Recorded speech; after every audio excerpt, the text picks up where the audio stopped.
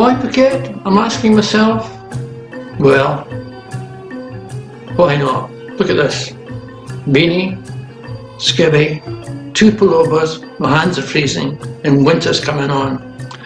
And I'm thinking, I wonder if I should take the advice of that lassie at the flight centre and just go and do it. And then she came up with a good price, which appealed to my Scots blood. And so here we are, early May, and I'm off to Phuket. First stop, Melbourne, Australia. And as you will observe, the Aussies are still gloating over their win against the English cricketers.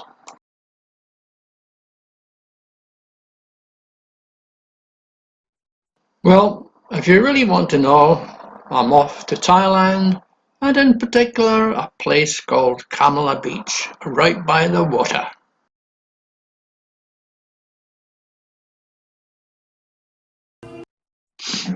Here at last. It's been a long journey. Remind me to have a stopover in Singapore the next time. Good morning, Kamala Beach. Now, would you look at that? They're already in the pool. This is to remind me in these cold winter nights in New Zealand what it was like to feel really warm. So there'll now be a brief pause so I can soak it in. On my way to breakfast, I always met this lady, and I always used the only Thai word I knew, and that was Sawadee Ka. Well, here I am beside the other pool, about to have breakfast. No, it's not quite time for a dip yet, but it's time for something really quite interesting. Not being a breakfast eater, but having paid for it, I thought I'd try it. They've got all sorts of strange soup for breakfast. Now that one was okay, that was kind of interesting, but the next one, chicken leg soup, my goodness me. Well, after that, I had to return to near the pool and take a shot looking towards my room. Now there you have it, a view from the other side of the pool. And that palm tree in the far left, it's called a traveller's palm. So here it is, a close-up of the traveller's palm. It was actually the hotel manager who told me it was called a traveller's palm. And that's because the sheaths of the stems hold rainwater, which can be very useful in emergency situations when there's a need for a wee drink. And now returning to the matter of the tsunami, this is a shot from the Tsunami Memorial Plaza, which is very adjacent to the hotel where I was living.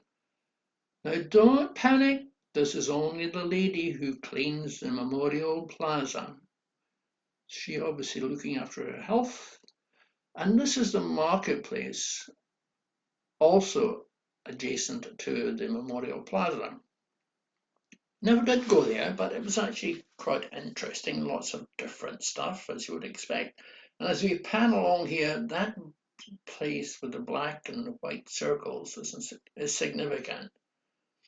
There's some words about the tsunami, a horrendous experience. And just to show how horrendous, here's a clip from YouTube. Quite horrendous.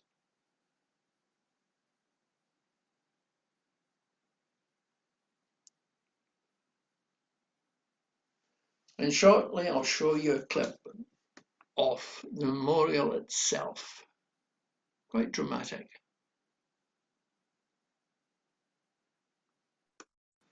Returning to my hotel, I was in for something of a surprise. The management had actually been aware that it was my birthday, and so they sent me some fruit and orchids. Wasn't that nice?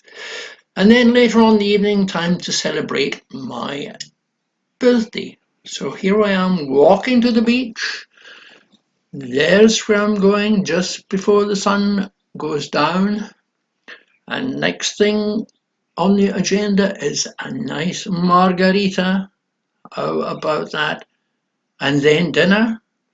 And would you believe fireworks actually went off as I was, in fact, celebrating my birthday? How about that?